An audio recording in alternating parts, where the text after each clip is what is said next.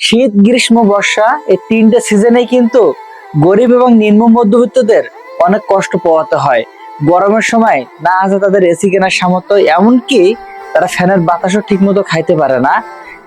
বর্ষার সময় কি হয়, তাদের ঘরে চাল বেয়ে পানি পড়ে, আর এই শীতের সময় একটা ভালো গরম কাপড় কিনতে পারে না। কিন্তু এই তিনটা সিজনকে কিন্তু উপভোগ্য করে কারা তোলে জানেন? যারা অতিরিক্ত সম্পদের ভিতরে বসবাস করে তারাই। গরমের সময় এসি, বর্ষার সময় ভালো বিল্ডিং এর ছাদের নিচে, আর শীতের সময় দামি কাপড় পরে। তো আপনারা যারা উচ্চ শ্রেণীর মানুষ আছেন, তারা অবশ্যই নিম্ন মধ্যবিত্ত এবং গরিবদের কথা একটিবার চিন্তা করে দেখুন, তাহলে বুঝবেন এই শীতে তারা কতটা কষ্ট পাচ্ছে।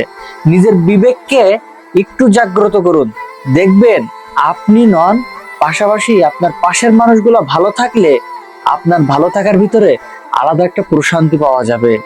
তো আসুন আমরা এগিয়ে আসি আমাদের নিকটস্থ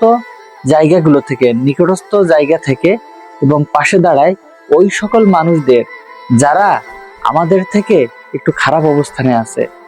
চলুন আজ থেকেই শুরু করি।